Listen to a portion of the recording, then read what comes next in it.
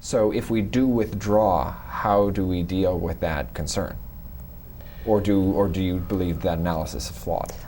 I'm not sure we're going to withdraw. If you look at the resource-rich areas around Afghanistan, the oil in Iraq, and and also given where my son was killed patrolling Right. an oil refinery, and the oil refineries in Iraq were the first places that were secured when we invaded.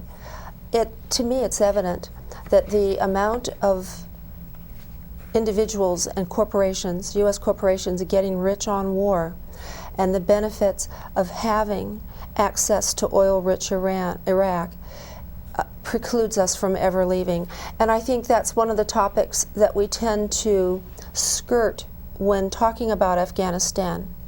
No one talks about the resources and the money. Mm-hmm. I think this has to stop being an American war.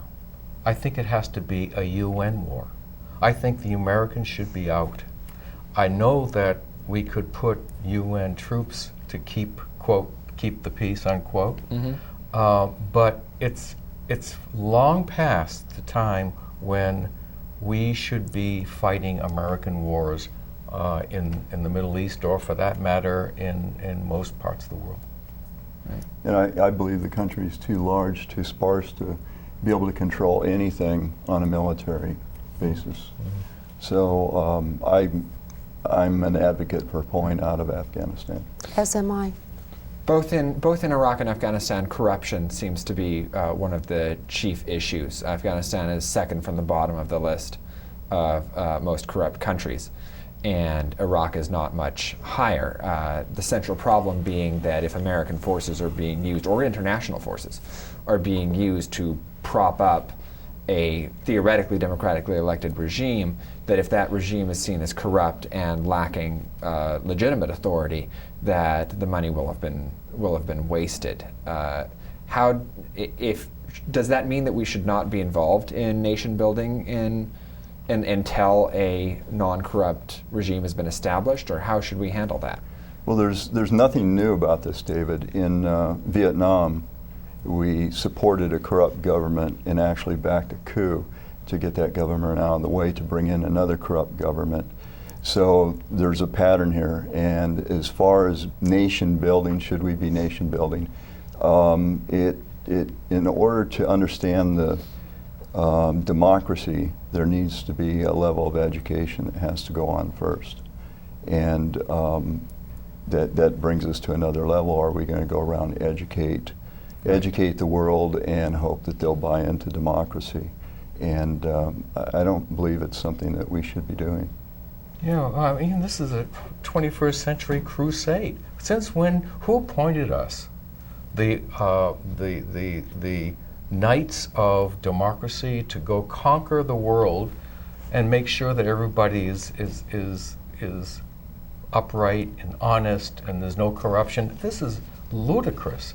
I mean, there's got to be a point in time when national development, when people within a country are allowed to progress in their own environment, not without someone coming from the outside saying, this is how you should do things, this is how you should be structured, this is how you should run your country. It doesn't make sense. And it's common knowledge that in the recent elections in Afghanistan, Karzai's brother is one of the largest, or if not the largest, drug baron, Correct. drug czar Right. in Afghanistan. And Karzai's opponent, Abdullah, is the second most successful drug czar in Afghanistan. Because with the drug being opium, because With the opium drug is being by far opium. the most powerful. And a very economic lucrative motivator. a very lucrative drug. right. And once again, if you follow the money, where does that take us? How much of that money is pouring back into the United States and into the pockets of the very, very wealthy? It's always, I believe, always about money.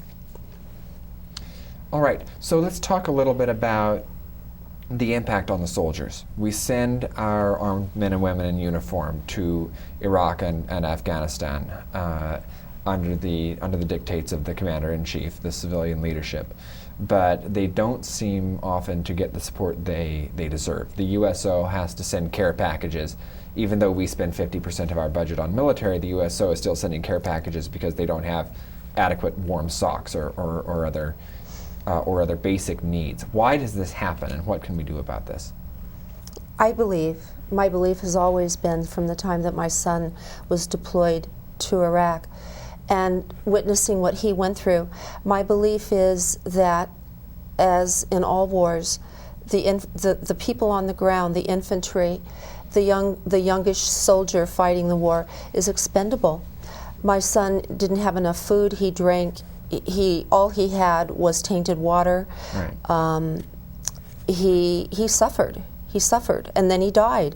And until we as a country make a commitment to our military that we ask to go off and be maimed or killed on our behalf, until we do that, it will not change, because the people who are managing our wars, who are running our wars, don't have, as the term goes, skin in the game. It's not their children who are suffering and dying.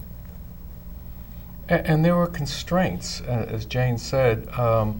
The deprivation that some of the soldiers felt when they were in combat comes about, in my opinion, from the fact that at least Iraq, I call it a hobby war. I mean, you know, it's run like a hobby by the people in the administration. And I don't know if anyone really believes now that it's coincidental that the vice president of the administration was the CEO of the major contractor in Iraq. Dick Cheney, right? Yeah, I mean, he was the CEO of Halliburton, and Halliburton is Kelly Brown and Root, right, and they are the major major contractor in Iraq. It's the money that does the power, that provides the power. Now, why didn't Evan have clean socks? Why did he have to trade food for socks? It's because, and why didn't he have armor on his Humvee? He didn't have it because, as the Secretary of Defense said at that time, well, you can only do what you can do with what you got, type of thing. Right. Well, excuse me, but that's my stepson you're talking about. And he was killed because we could only do with what we got. We shouldn't have been there to begin with. The same thing is holding true, is developing, in my opinion, again with Afghanistan. We have more of an exposure to that kind of deficit ability to conduct a war. Look, we have not enough troops there. We have not enough logistics to cover what we have. We're talking about bringing more. Enough is enough. If you can't do it, if you don't have a clear definition of how to conduct the war and not do a hobby, then get out.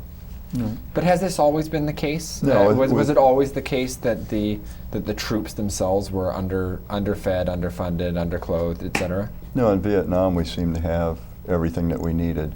Okay. As the war continued later in the 70s, and in fact when I was there in 1970, we were running out of some parts for the aircraft. And we were flying aircraft that one aircraft may not have radar, so they would team up with another aircraft.